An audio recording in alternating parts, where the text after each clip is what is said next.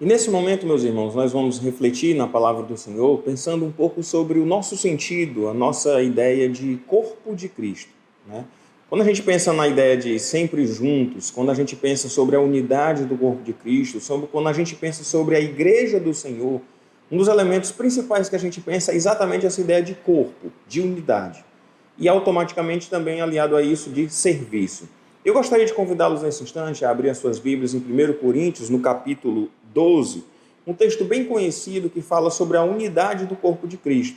E particularmente nesse texto a gente vai perceber uma situação que a gente muitas vezes vai associar diretamente à ideia do serviço cristão, e a gente associa muito a ideia do servir dentro da igreja.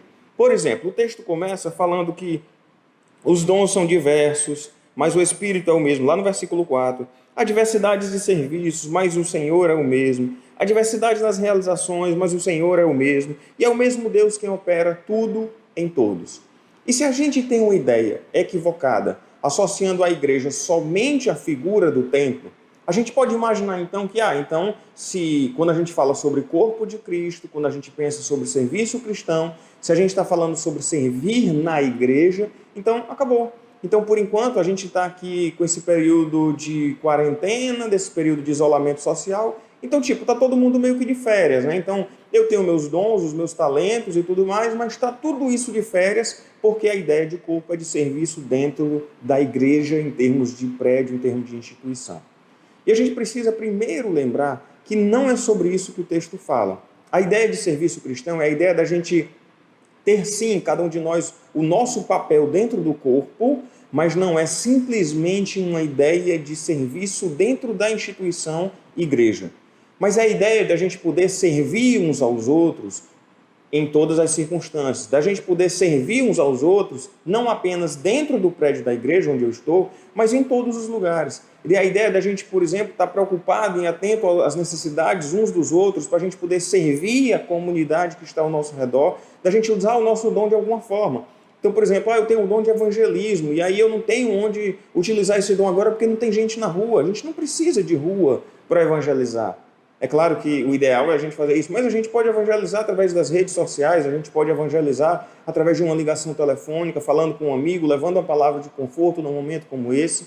A gente pode edificar uns aos outros, seja através de uma ligação também, de uma mensagem no WhatsApp, de um texto que se escreve, de alguma coisa dessa natureza. A gente pode continuar servindo uns aos outros, servindo juntos, sempre juntos, como corpo de Cristo, independente das circunstâncias, independentemente da gente estar ou não reunidos aqui, enquanto igreja do Senhor, aqui neste prédio. Mas tem outra realidade que o texto vai nos falar, que diz respeito à unidade do corpo.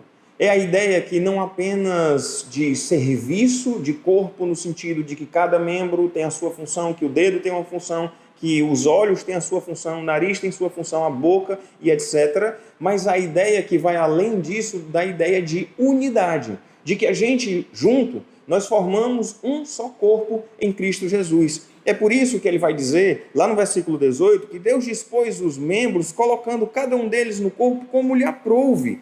E aí a ideia é que todos nós fomos distribuídos dentro do corpo, e ainda aqui trazendo uma ideia de serviço dentro do corpo, como o Senhor quer. E ele começa a entrar na ideia da unidade, falando que nenhum de nós pode dizer para o outro que a gente não tem necessidade. Olha, e ele vai colocar isso aqui a partir do versículo 21.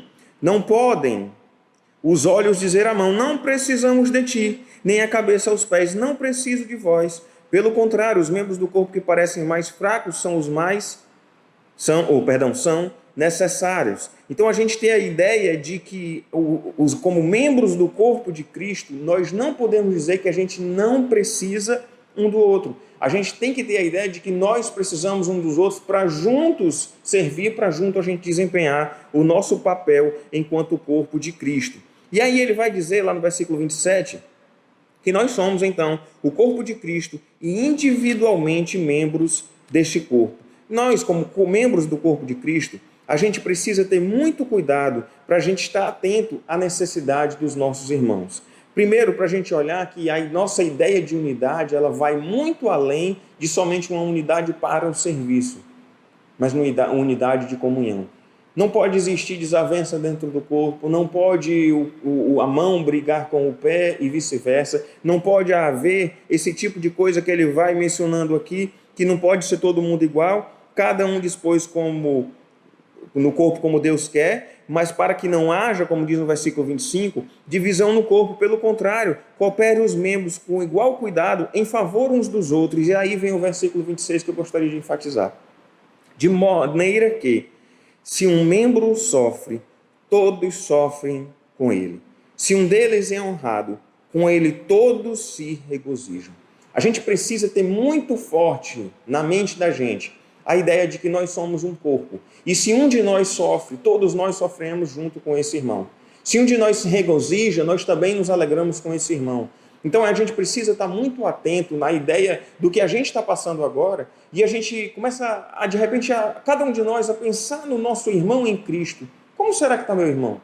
Porque nós não nos vemos há muitos dias, né? Eu só estou vendo praticamente os irmãos que ajudam na transmissão do culto, em termos de igreja, né? E as pessoas da minha casa.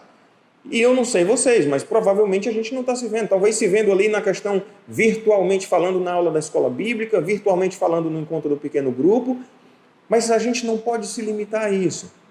A gente precisa estar mais atento uns aos outros. A gente precisa, sabe, lembrou daquele irmão?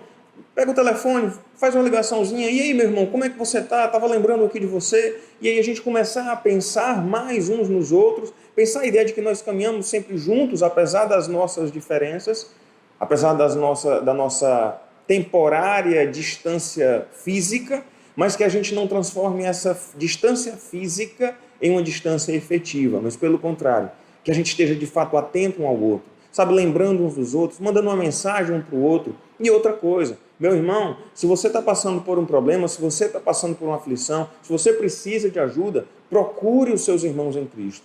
Ontem eu recebi uma ligação de uma pessoa da igreja, de um congregado, pedindo oração por causa de uma situação. Semana passada, de vez em quando, alguma pessoa já ligou, colocando alguma situação, pedindo oração pela sua família, pedindo oração por um ente querido que está enfermo. Então, às vezes a gente fica preocupado porque a gente não está se vendo. Quando a gente se está aqui junto todo domingo, quando o irmão começa a faltar, a gente pode perceber. Mas de repente alguns de nós estão sofrendo, estão doentes, estão passando por problemas na família, dentro de casa, e às vezes a gente não tem como tomar conhecimento.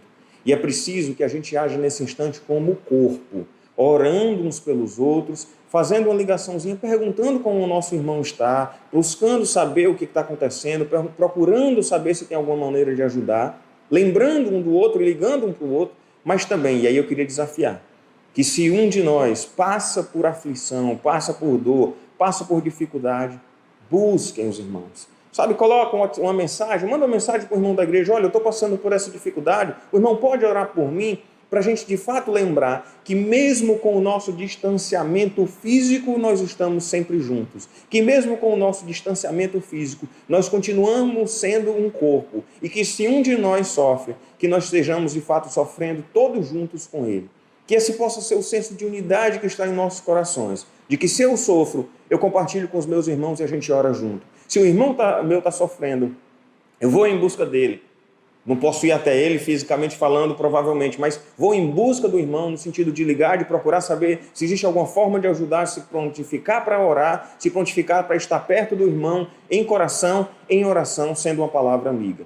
Então eu queria desafiar a Igreja do Senhor Jesus Cristo em tempos de pandemia e de isolamento social, que nós possamos continuar sempre juntos. E que a gente agindo sempre juntos, a gente possa de fato estar atento às necessidades uns dos outros, para que, se um membro sofre, todos sofrem com ele. Que nosso bondoso Deus nos abençoe e que nós possamos de fato ser um corpo sempre junto, agindo sempre junto, agindo como corpo de Cristo, usando nossos dons e talentos apesar da circunstância, servindo uns aos outros e de fato estando atento às necessidades uns dos outros.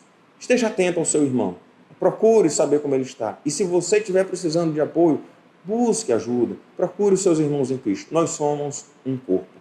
Que Deus abençoe você, a sua casa e que tenhamos todos um bom restante de semana. Boa noite.